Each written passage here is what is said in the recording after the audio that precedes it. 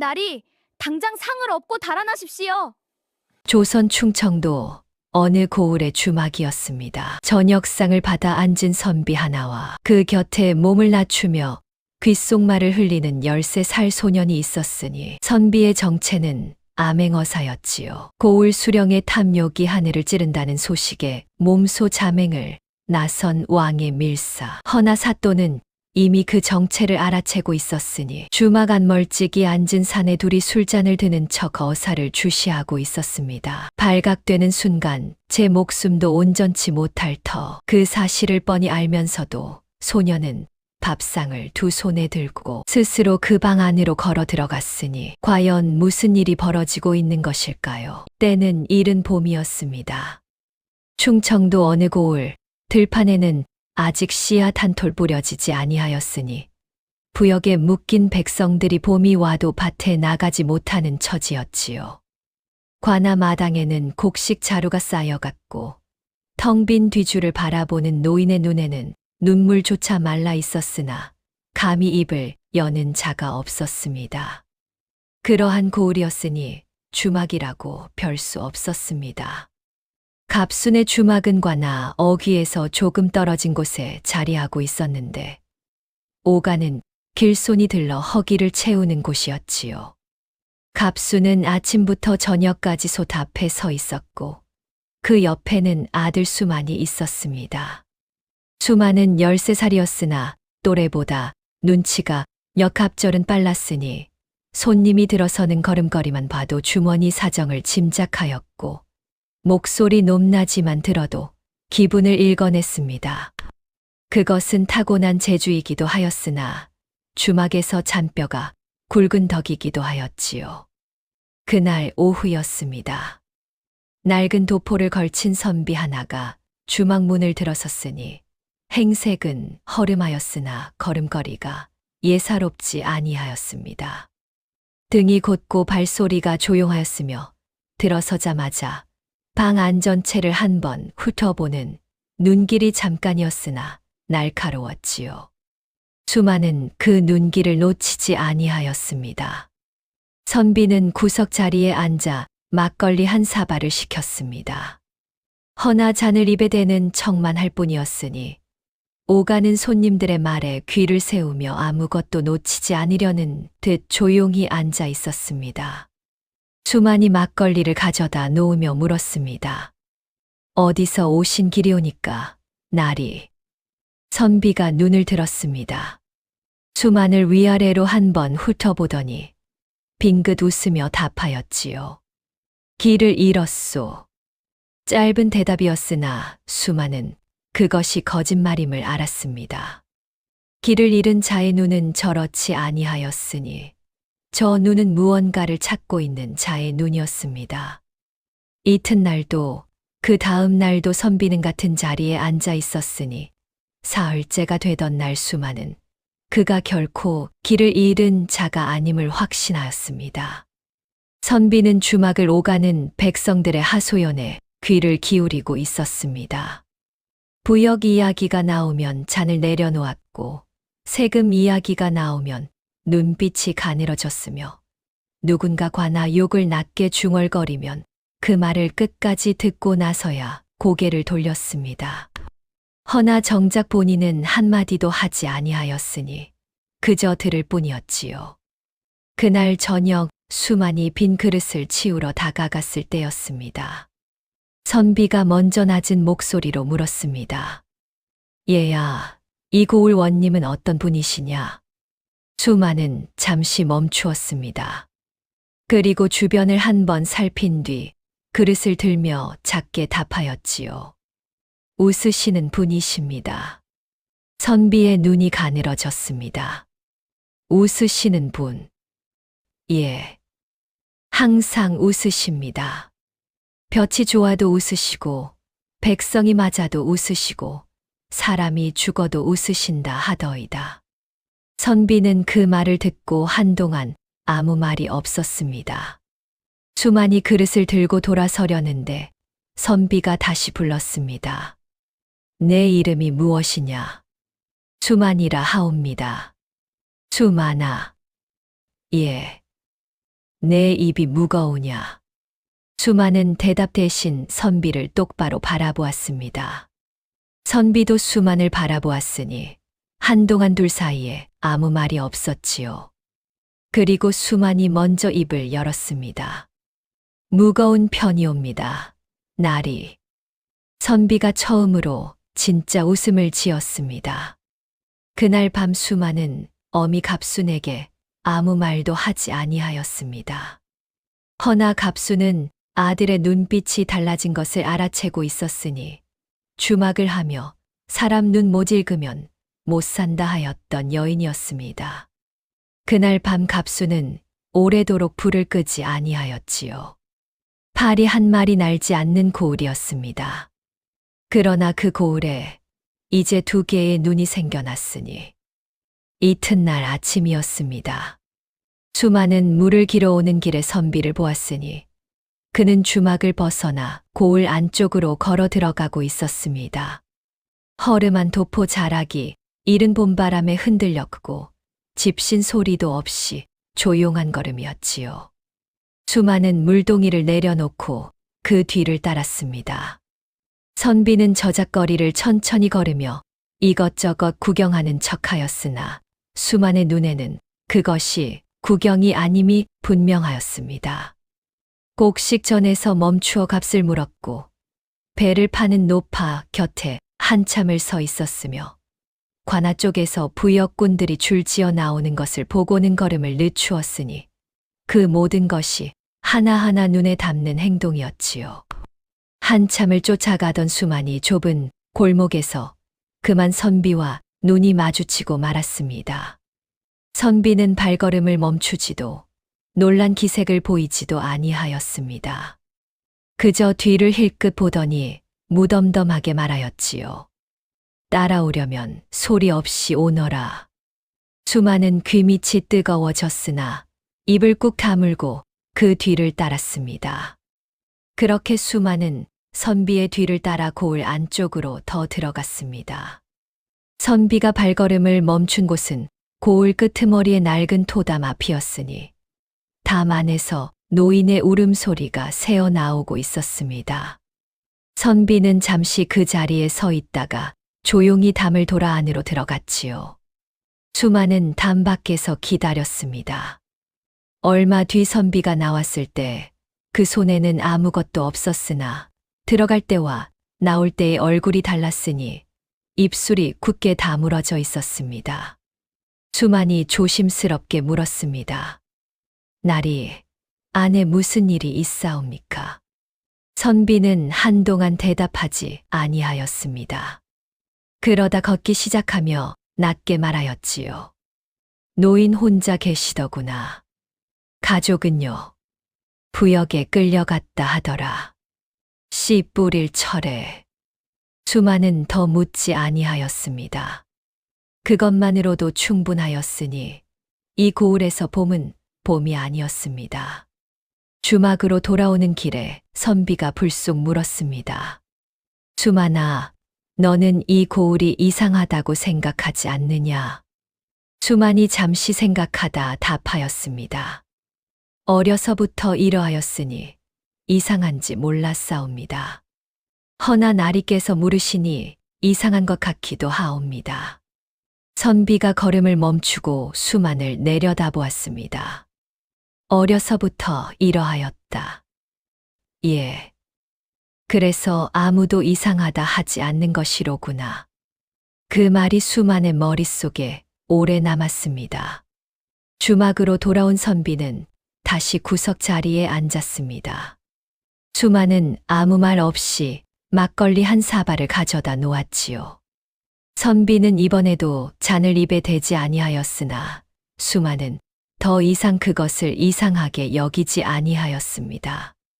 그가 왜 이 고을에 왔는지, 무엇을 보고 있는지 이제는 알 것 같았으니 허나 안다는 것과 말한다는 것은 다른 일이었습니다. 수만은 그날 저녁에도 어미에게 아무 말을 하지 아니하였습니다. 그날 밤 수만은 잠을 이루지 못하였으니 선비가 낮에 한 마리 자꾸 귓가를 맴돌았기 때문이었습니다. 어려서부터 이러하였다. 그래서 아무도 이상하다 하지 않는 것이로구나. 수많은 천장을 바라보며 생각하였습니다. 이 고을이 이상하다는 것을 알면서도 눈을 감고 살아온 것이 비단 자신뿐만이 아니었으니 어미도 이웃도 이 고을 모든 사람이 그러하였지요.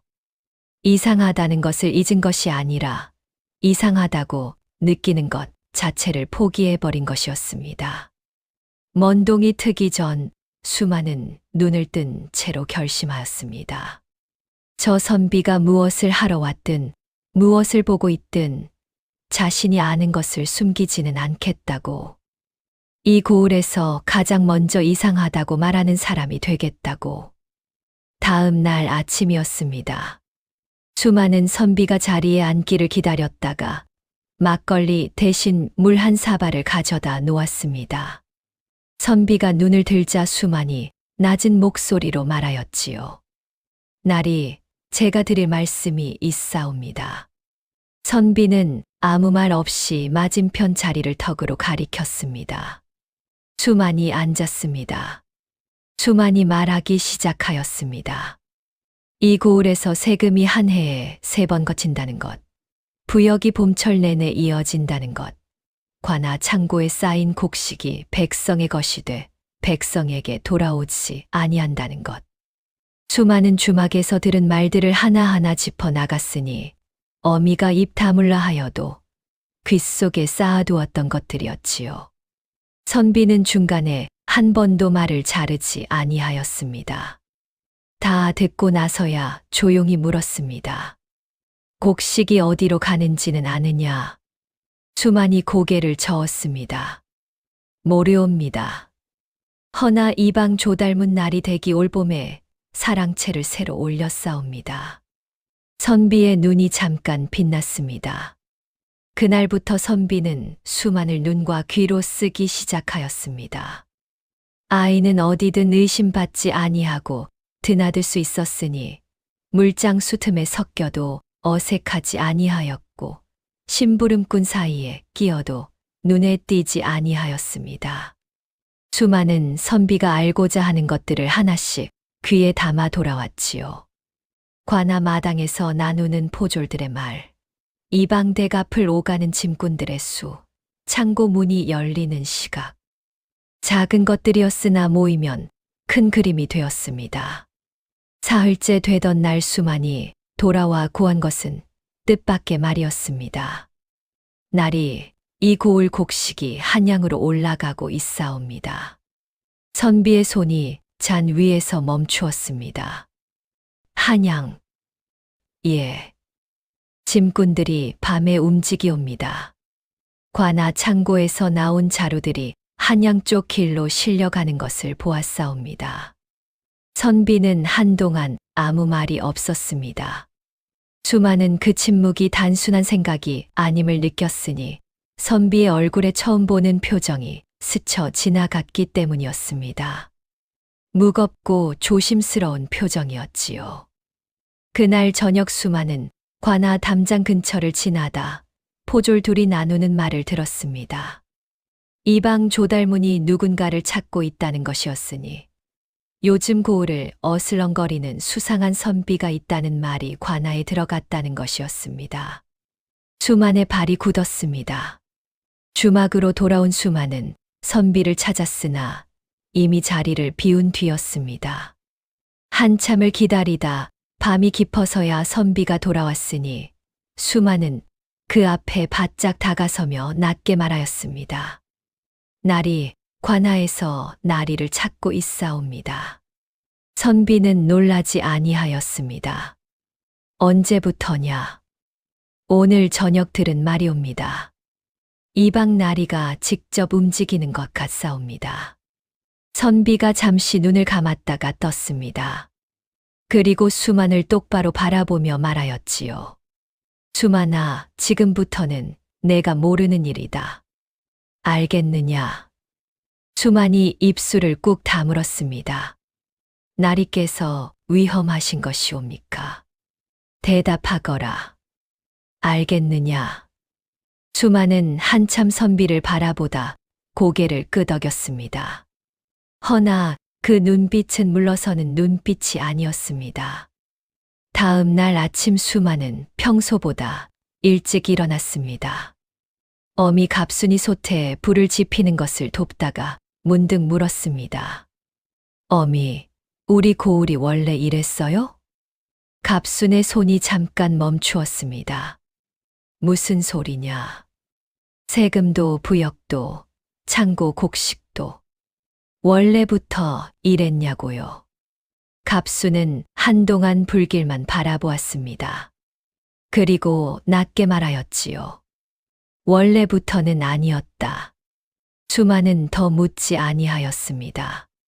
그날 오후 수만은 저작거리에서 뜻밖의 장면을 목격하였습니다. 관아 마당 한켠에서 어린 사내아이 하나가 곤장을 맡고 있었으니 죄목은 세금을 하루 늦게 낸 것이었습니다. 주변에 사람들이 모여 있었으나 아무도 나서지 아니하였고 아이의 어미는 마당 밖에서 소리를 죽이며 울고 있었지요. 수만은 그 자리에 서서 끝까지 보았습니다. 그리고 주막으로 돌아와 선비 앞에 앉아 말하였습니다. 날이 아직도 증거가 부족하옵니까? 선비는 대답하지 아니하였습니다. 허나 그날 밤 선비는 처음으로 주막 밖에서 오래도록 돌아오지 아니하였으니 수만은 마당에 쪼그려 앉아 하늘을 올려다보며 기다렸습니다. 별이 많은 밤이었지요. 선비가 돌아온 것은 이경이 지나서였습니다. 수만과 눈이 마주쳤으나 아무 말 없이 안으로 들어갔으니 그 얼굴에는 무언가 굳어진 것이 있었습니다. 결심한 자의 얼굴이었지요. 수만은 그것을 보고 자리에서 일어났습니다. 이제 일이 커질 것이었습니다. 봄비가 내리는 아침이었습니다. 이방 조달무는 관아 행랑채 한켠에 앉아 며칠째 마음이 편치 아니하였으니 고을 안을 어슬렁거리는 선비 하나가 좀처럼 떠날 기미를 보이지 않기 때문이었습니다. 한 달이 넘도록 같은 주막에 묵으며 저작거리를 돌아다니고 백성들 틈에 섞이는 자를 그냥 두기에는 찜찜한 구석이 있었지요. 조달무는 붓을 내려놓고 사또 엄치복에게 향하였습니다. 엄치복은 조달문의 말을 끝까지 들었습니다. 그리고 웃었습니다. 선비 하나가 주막에 오래 묵는 것이 그리 대단한 일이오? 조달문이 허리를 더 낮추며 말하였지요. 예, 허나 그 자가 백성들 말을 유독 귀담아 듣는다 하옵고 창고 쪽을 서성인다는 말도 있사옵니다. 심상치 아니하여 아뢰옵니다. 엄치복은 부채를 천천히 펼쳤다 접었습니다. 웃음이 사라지지 아니하였으나 눈빛은 달라져 있었습니다. 마 포교를 불러오시오. 마 포교가 들어서자 엄치복은 간단히 이르었습니다.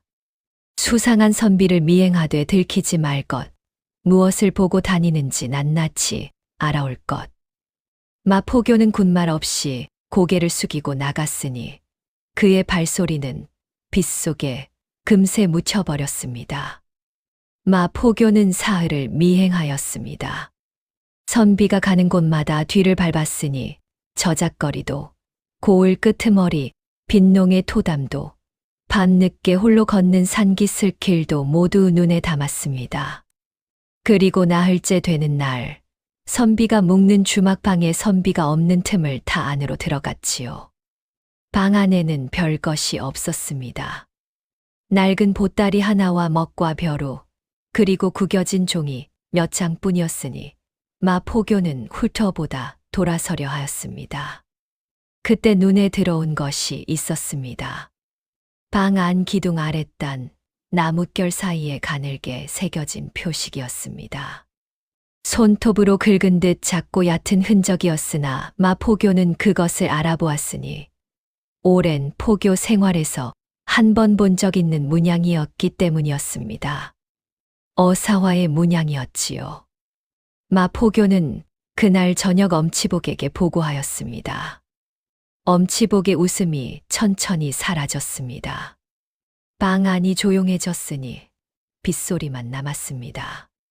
엄치복은 부채를 내려놓았습니다. 그것은 처음 보는 모습이었으니 조달무는 저도 모르게 숨을 죽였지요. 한참 뒤 엄치복이 말하였습니다. 어사라. 목소리는 여전히 낮고 평온하였습니다. 허나 그 안에 무언가 다른 것이 있었으니 조달무는 그것이 무엇인지 알았기에 등줄기가 서늘해졌습니다. 이튿날 아침 엄치복은 다시 웃고 있었습니다. 허나 그 웃음은 전과 달랐으니 무언가를 결정한 자의 웃음이었습니다. 그는 마포교를 불러 조용히 이르었지요. 주막에서 처리하라고. 어사의 죽음은 행여병자의 죽음이 되면 그만이라고. 마포교가 나갔습니다. 엄치복은 다시 부채를 집어들었으니 그 손이 조금도 떨리지 아니하였습니다. 그 시각 관아 담장 밖이었습니다. 심부름을 가던 수만이 담장 곁을 지나치다 발걸음을 멈추었습니다. 담 너머로 낮고 분명한 목소리가 새어나오고 있었으니 수만은 숨을 죽이고 그 자리에 굳어버렸습니다. 무슨 말인지 들릴 듯 말 듯하였으나 한마디만은 분명하게 들렸습니다. 주막. 그리고 처리. 수만의 얼굴에서 핏기가 거쳤습니다. 수만은 그 자리에서 움직이지 못하였습니다. 담장에 등을 붙인 채 숨을 참고 있었으니 담 너머 목소리는 계속되고 있었습니다. 마포교의 굵은 목소리였지요. 수만은 귀를 세웠습니다. 들려오는 내용은 짧고 분명하였습니다. 오늘 밤 주막에서 선비를 없애라는 것이었으니 술에 넣어도 좋고 칼을 써도 좋다 하였습니다. 어사의 죽음은 행여병자의 죽음이 되면 그만이라는 말도 들렸지요. 마포교가 알겠다 답하는 소리에 이어 발걸음 소리가 가까워졌습니다. 수만은 그제야 몸을 낮추어 담장 모퉁이 뒤로 몸을 숨겼습니다. 마포교가 담장 문을 열고 나왔습니다. 수만과의 거리가 한 걸음도 채 되지 아니하였으나 마포교는 앞만 보고 걸어갔습니다. 수만은 그 발소리가 완전히 멀어질 때까지 숨을 참았습니다. 마포교의 발소리가 사라지고 나서야 수만은 천천히 몸을 일으켰습니다. 손이 떨리고 있었습니다. 수만은 그것을 내려다보다가 두 손을 꽉 쥐었습니다. 그리고 뛰기 시작하였으니 주막을 향해 서였습니다. 허나 뛰다가 멈추었습니다. 지금 주막에 뛰어들어가 선비를 찾으면 안 된다는 것을 알았으니 마포교의 눈이 이미 주막 쪽을 향하고 있을 터였습니다. 섣불리 움직이면 수만도 선비도 함께 위험해질 수 있었지요. 수만은 골목 어귀에 쪼그려 앉아 생각하였습니다. 해가 기울기 시작할 무렵 수만은 자리에서 일어났습니다.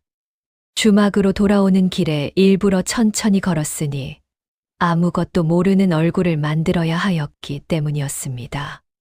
주막 마당에 들어서니 어미 갑순이 장작을 패고 있었습니다. 수만은 평소처럼 옆에 앉아 불쏘시개를 골랐지요. 갑순이 물었습니다. 심부름은 다녀왔느냐? 예. 얼굴이 왜 그러냐? 수만이 고개를 들었습니다. 더워서요. 갑순은 아들을 한 번 바라보다 다시 장작을 내리쳤습니다. 수만은 손에 들던 불쏘시개를 조용히 내려놓았습니다. 저녁이 되었습니다. 주막 안에 손님들이 들어차기 시작하였으니 수만은 상을 나르며 눈으로 선비를 찾았습니다. 선비는 아직 돌아오지 아니하였습니다. 수만은 문 쪽을 자꾸 바라보았지요. 그때 낯선 사내 둘이 주막 안으로 들어왔습니다. 행색은 평범한 장군 차림이었으나 수만의 눈에는 그것이 차림새일 뿐임이 보였으니 들어서자마자 방 안을 훑어보는 눈길이 장을 보러 온 자의 눈길이 아니었습니다. 둘은 선비의 자리가 잘 보이는 곳에 앉아 술을 시켰습니다. 수만은 아무렇지 않은 얼굴로 그들에게 술상을 날랐습니다. 수만은 부엌으로 돌아와 솥 앞에 섰습니다. 심장이 빠르게 뛰고 있었으니 손끝이 차가웠습니다. 수만은 국자를 들고 솥을 젓는 척하며 생각하였습니다. 저 둘이 포교의 신복임이 분명하였으니 선비가 돌아오는 순간 그것으로 끝이 날 수도 있었습니다. 그때 주막문이 열리는 소리가 들렸습니다. 수만은 고개를 돌렸습니다. 선비였습니다. 낡은 도포 자락에 저녁 먼지를 묻히고 평소처럼 들어서는 선비의 눈이 잠깐 방 안을 훑었습니다. 그 눈길이 사내 둘에게 잠깐 머물렀다가 지나쳤으니 선비는 아무것도 모르는 듯 구석 자리로 향하였습니다. 수만은 두 손으로 상을 집어들었습니다. 이제 움직여야 하였습니다. 수만은 천천히 걸었습니다.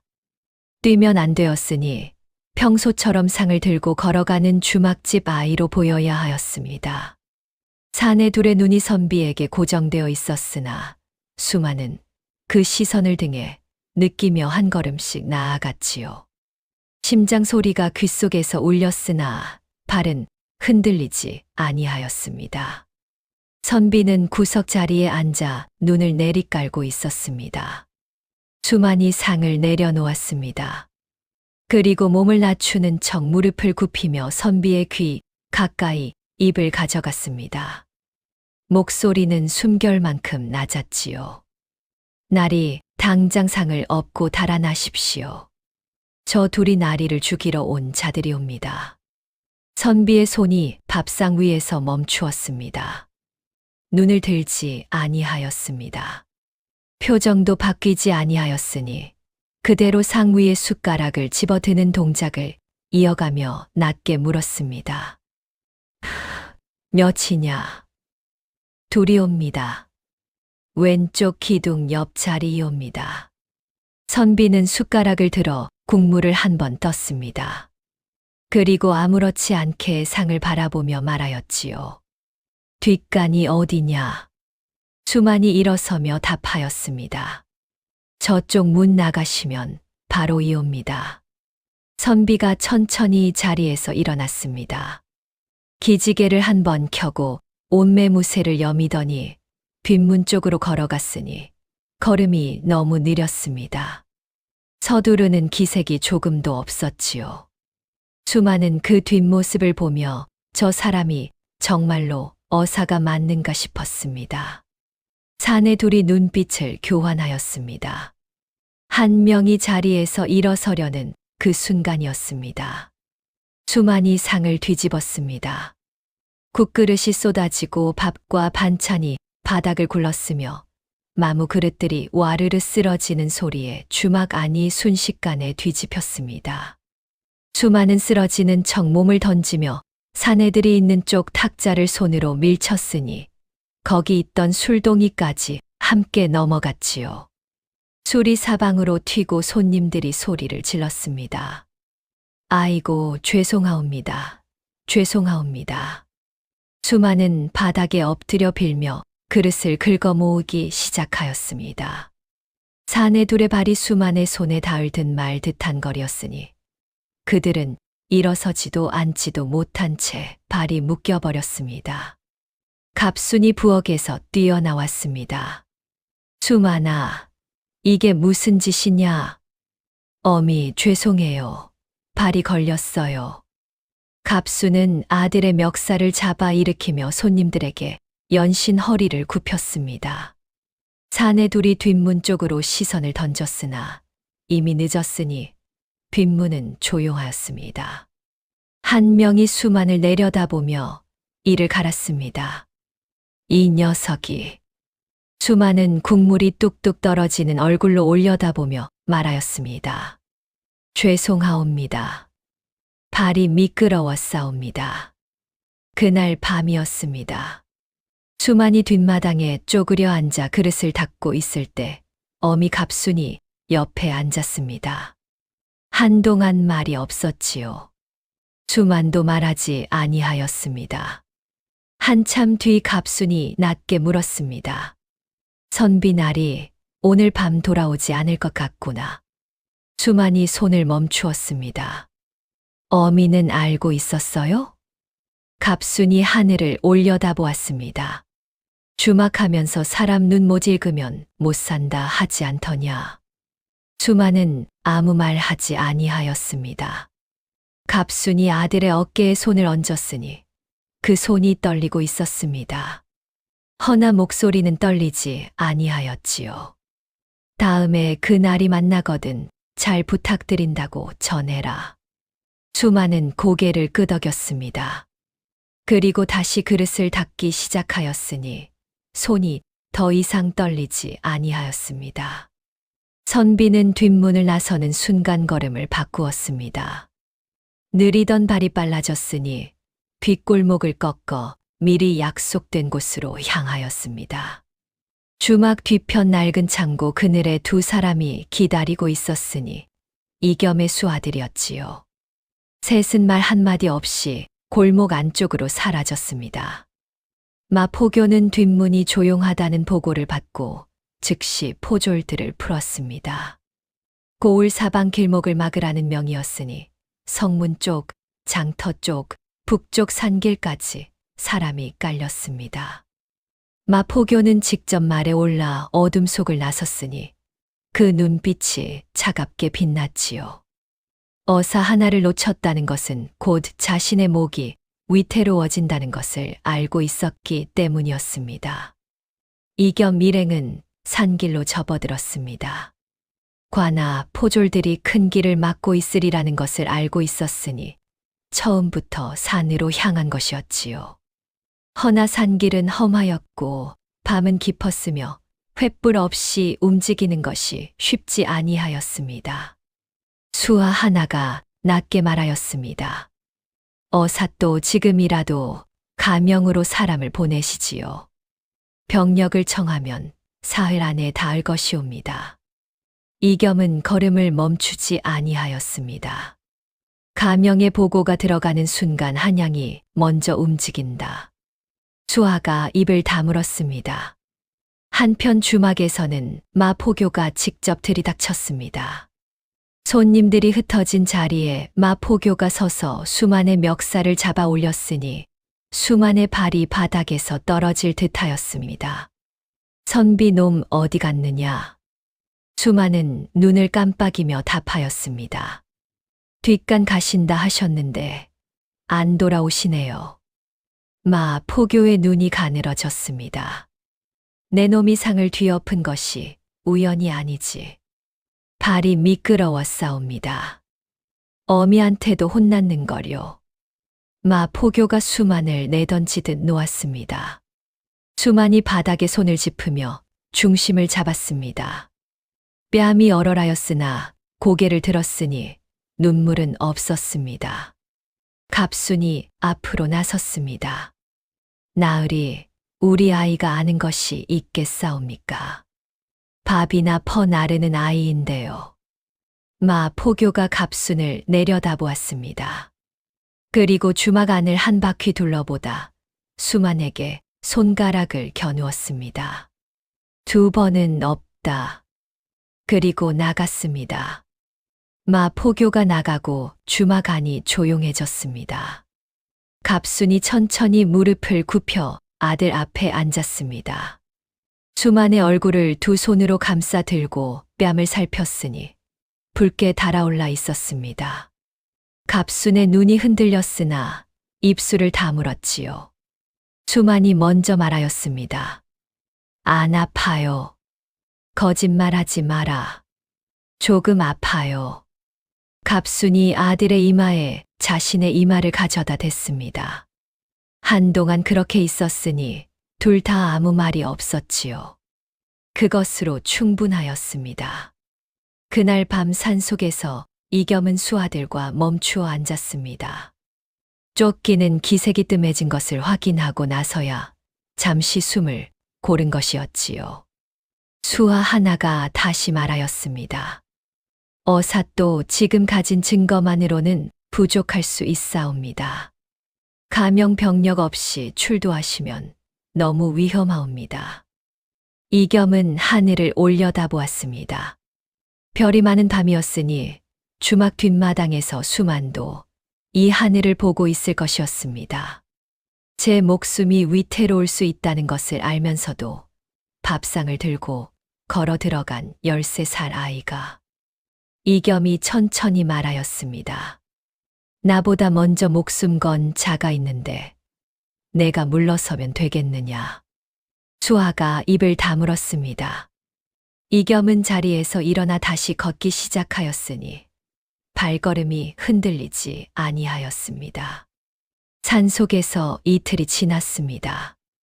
이겸 일행은 깊은 골짜기 폐가에 몸을 숨기고 있었으니 마포교의 포졸들이 산길 곳곳을 뒤지고 있었기 때문이었습니다. 낮에는 움직이지 아니하였고 밤에만 조금씩 자리를 옮겼지요. 먹을 것은 넉넉지 아니하였으나 이겸은 내색하지 아니하였습니다. 수하 중 나이가 많은 자가 다시 꺼냈습니다. 어사또 오늘 밤 제가 가명으로 달려가겠습니다. 사흘이면 병력이 닿을 것이옵니다. 가진 증거만으로 출두하시는 것은 너무 위험하옵니다. 이겸은 한동안 아무 말이 없었습니다. 증거는 있었습니다. 세금 장부의 허위 기재, 한양으로 올라간 곡식 자루들의 행선지, 이방 조달문의 사랑채를 올린 제목 출처. 하나하나는 작았으나 모이면 충분하였지요. 허나 문제는 그것이 아니었습니다. 이번 비리의 줄기가 어디까지 닿아 있는지 내 놈도 알지 않느냐. 수아가 입술을 다물었습니다. 곡식이 한양으로 올라간다는 것은 그것을 받는 자가 한양에 있다는 뜻이었습니다. 가명의 보고가 들어가는 순간 그 자가 움직일 것이었으니 장부는 사라지고 짐꾼들은 입을 닫을 터였습니다. 병력을 기다리는 사흘 사이에 이 고을의 모든 증거가 깨끗이 지워질 수 있었지요. 이겸은 자리에서 일어났습니다. 가명 보고 없이 출두한다. 수아가 눈을 들었습니다. 어사또 그것은 너무 가진 것만으로 간다. 증거가 사라지기 전에. 수아가 한참 이겸을 바라보다 고개를 숙였습니다. 이겸은 폐가 안을 천천히 걸었습니다. 출두에 필요한 것들을 머릿속으로 하나씩 짚었으니 마패, 장부, 증인, 그리고 사람이 많은 자리.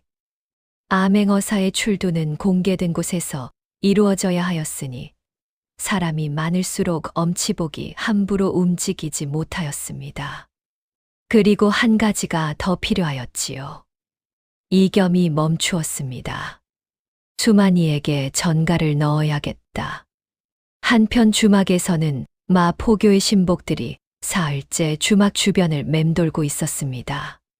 수만은 평소처럼 물을 깃고 상을 날랐으니 아무것도 모르는 아이처럼 움직이는 것이 지금 할 수 있는 전부였습니다.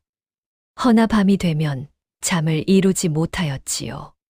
선비가 살아있는지 산속 어딘가에서 쫓기고 있는 건 아닌지 자꾸 생각이 뻗어나갔습니다. 사흘째 되던 밤이었습니다. 수만이 뒷마당에서 그릇을 정리하고 있을 때 돌담 너머로 무언가 떨어졌습니다. 작은 돌멩이였으니 그 안에 종이가 묶여 있었지요. 수만은 주변을 살핀 뒤 종이를 펼쳤습니다. 짧은 글이었습니다. 사흘 뒤 장날. 오시. 사람을 모아다오. 수많은 종이를 읽고 또 읽었습니다. 그리고 천천히 접어 저고리 안에 넣었지요. 사람을 모은다는 것이 무슨 뜻인지 수만은 알았습니다.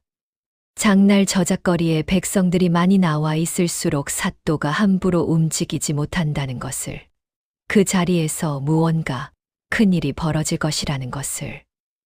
13살 소년이 감당하기에 작지 않은 일이었으니 잘못되면 수만도 위험해질 수 있었습니다.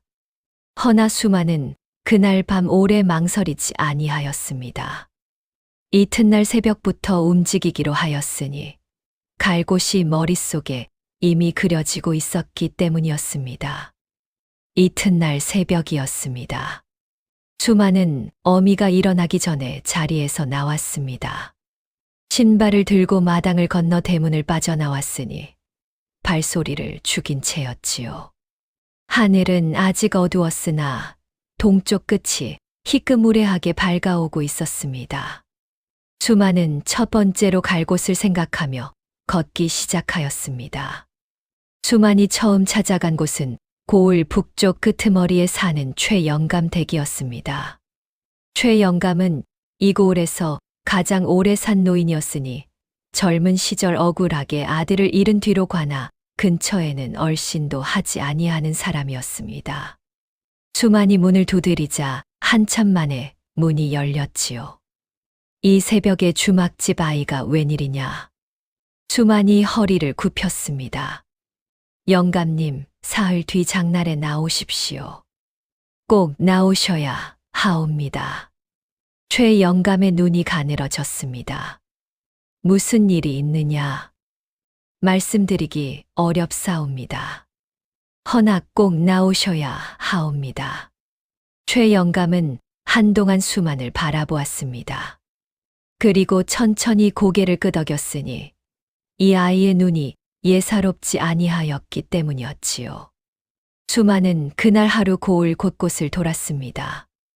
곡식 전 노파, 부역에서 돌아온 사내들, 관아 옆 두부 장수, 아이를 잃은 뒤 말이 없어진 안악. 수만은 한 집 한 집 문을 두드렸으니 사흘 뒤 장날에 나와달라는 말 하나를 전하기 위해서였지요. 이유를 묻는 이에게는 그저 꼭 나오십시오 하고 되풀이하였습니다. 믿어주는 이도 있었고 문을 닫아버리는 이도 있었으나 수만은 발걸음을 멈추지 아니하였습니다. 해가 기울 무렵 수만이 주막으로 돌아왔을 때 마포교의 신복 하나가 평상에 앉아 있었습니다. 수만은 아무렇지 않게 안으로 들어가 어미를 도왔습니다. 신복의 눈이 수만의 등을 따라오는 것이 느껴졌으나 개의치 아니하였지요. 이제 와서 멈출 수 없었으니 이미 너무 멀리 와 있었습니다. 저녁이 되어 신복이 자리를 떴습니다. 갑순이 조용히 물었습니다. 오늘 하루 어딜 그리 돌아다녔느냐? 심부름이요. 누구 심부름? 수만이 어미를 바라보았습니다. 갑순도 아들을 바라보았지요. 한동안 둘 사이에 말이 없었으니 갑순이 먼저 고개를 돌리며 말하였습니다. 밥 먹어라. 한편 그 시각 엄치복은 관아 안채에서 술잔을 들고 있었습니다. 어사가 도주하였다는 보고를 받은 뒤로 사흘이 지났으니 이방 조달문이 조심스럽게 아뢰었습니다. 사또 어사가 가명에 보고를 넣었을 수도 있사옵니다. 슬슬 대비를 하셔야. 엄치복이 웃으며 술잔을 내려놓았습니다. 가명 병력이 오려면 열흘은 걸리오. 그 전에 장부를 정리하면 그만이지요. 허나 이미 뭔가를 알고 간 것이라면 겁먹고 달아난 어사 하나가 가진 증거로 이 고을 사또를 건드릴 수 있겠소. 조달문이 입을 다물었습니다. 엄치복은 다시 술잔을 들었으니 그 손이 여전히 흔들리지 아니하였습니다. 출두 전날 밤이었습니다. 이겸은 폐가를 나와 산 아래를 내려다보았습니다. 고을의 불빛이 점점이 보였으니 저 불빛 아래 수만이 있을 것이었습니다. 전가를 받고 움직여 주었는지 다치지는 않았는지 이겸은 그것이 마음에 걸렸지요. 수아가 옆에 서서 말하였습니다. 내일입니다, 어사또. 이겸이 고개를 끄덕였습니다. 마패를 꺼내 손 안에 쥐었습니다. 차갑고 묵직한 무게였으니 이겸은 그것을 한 번 꽉 쥐었다가 품 안에 도로 넣었습니다. 이겸은 오래 서 있었습니다. 그리고 마음속으로 하나씩 되새겼으니 내일 아침 해가 뜨면 이 고을은 달라질 것이었습니다. 달라져야 하였지요. 저 아래 고을에서는 수만이 잠자리에 들었습니다. 눈을 감기 전 딱 한 가지만 생각하였으니 내일 장날에 사람들이 나와주기를 바랐습니다. 그것만이 지금 수만이 할 수 있는 전부였지요. 둘은 멀리 떨어져 있었으나 같은 내일을 향해 있었으니 그 밤이 깊어가고 있었습니다. 장날 아침이었습니다. 해가 뜨기 전부터 저작거리에 사람들이 나오기 시작하였습니다. 평소 장날보다 유난히 발걸음이 많았으니 수만이 닷새 동안 발품을 판 덕이기도 하였으나 어디선가 소문이 퍼진 것이기도 하였습니다. 무슨 일이 있다더라. 오늘 장에 나가보거라. 입에서 입으로 번진 말들이었지요. 백성들은 영문도 몰랐으나 발걸음이 가벼웠습니다. 오래 눌려 살던 자들이 무언가를 기다리는 것처럼 수많은 주막 앞에 서서 저작거리를 바라보았습니다. 사람들이 나오고 있었으니 가슴이 두근거렸지요. 어미 갑순이 등 뒤에서 말하였습니다. 밥은 먹었느냐? 예. 거짓말. 수만이 돌아보았습니다. 갑순이 주먹밥 하나를 내밀었으니 수만은 그것을 받아 한 입 빼어 물었습니다. 갑순은 아무 말 없이 앞치마를 고쳐 메었지요. 그리고 나란히 저작거리를 향해 걸었습니다. 오시가 가까워졌습니다. 관아 마당에서는 엄치복이 아침 업무를 보고 있었습니다. 이방 조달문이 문서를 올리고 포졸들이 마당을 오갔으니 여느 날과 다르지 아니하였습니다. 엄치복은 부채를 펼치며 창밖 저작거리를 내다보았습니다. 장날치고 사람이 많다 싶었으나 그것뿐이었지요. 그때였습니다. 암행어사 출두요. 목소리가 고을 전체를 갈랐습니다. 엄치복의 부채가 멈추었습니다. 저작거리가 순식간에 뒤집혔습니다. 포졸들이 뛰어나왔으나 이겸의 수하들이 이미 이방청 문을 막고 있었으니 창고 열쇠를 빼앗고 장부를 확보하는데 채 1시경도 걸리지 아니하였습니다. 이겸은 마패를 높이 든 채 관아 마당으로 걸어 들어갔으니 그 걸음이 흔들리지 아니하였지요. 엄치복이 마당 한가운데 서 있었습니다. 웃음이 사라진 얼굴이었습니다. 이겸이 그 앞에 멈추어 섰습니다. 삿도 오래 기다리셨소. 엄치복이 입을 열었습니다. 이것은 무슨? 충청도 고을 수령 엄치복은 들으시오. 이겸의 목소리가 마당을 울렸습니다. 장부를 확보한 수하가 달려왔으니 이겸이 그것을 받아 펼쳤습니다. 세금 장부의 허위 기재, 3년치 부역 기록, 한양으로 올라간 곡식의 행선지. 하나하나 익힐 때마다 마당 안 포졸들의 얼굴이 굳어갔습니다. 마 포교가 칼에 손을 가져갔습니다. 그 순간 저작거리 쪽에서 사람들이 쏟아져 들어왔습니다.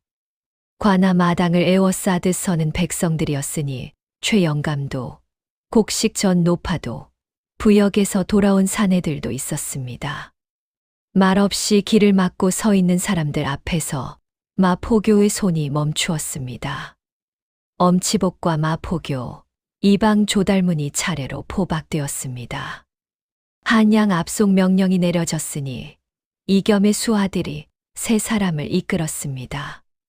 엄치복은 끌려가면서도 끝까지 웃음을 유지하려 하였으나 그것이 되지 아니하였지요. 마당을 나서는 순간 백성들이 양쪽으로 갈라서며 길을 만들었습니다. 아무도 소리치지 아니하였으니 그 침묵이 어떤 말보다 무거웠습니다. 저작거리가 술렁이기 시작하였습니다. 누군가 웃었고 누군가 울었으며 서로 손을 잡는 이들도 있었지요. 최 영감은 그 자리에 서서 오래도록 움직이지 아니하였으니 눈이 붉어져 있었습니다. 수많은 구석에서 그 모든 것을 보고 있었습니다. 이겸이 사람들 사이를 지나 수만을 찾았습니다. 수만은 담벼락 옆에 서서 팔짱을 낀 채 보고 있었으니 이겸이 다가와 그 앞에 멈추어 섰습니다. 둘 다 한동안 말이 없었습니다. 이겸이 먼저 입을 열었습니다. 사람을 잘 모았구나. 수만이 코를 한 번 훌쩍였습니다. 영감님들이 알아서 오셨습니다. 이겸이 수만의 머리를 한 번 쓱 건드렸습니다. 수만이 고개를 피하며 퉁명스럽게 말하였지요. 어사 또 다음 고을에도 이런 일이 있으면 어찌하실 겁니까? 이겸이 먼 하늘을 보았습니다. 그땐 내가 없을 텐데. 수만이 씩 웃었습니다. 모르는 일이죠. 이겸은 그날 오후 고을을 떠났습니다.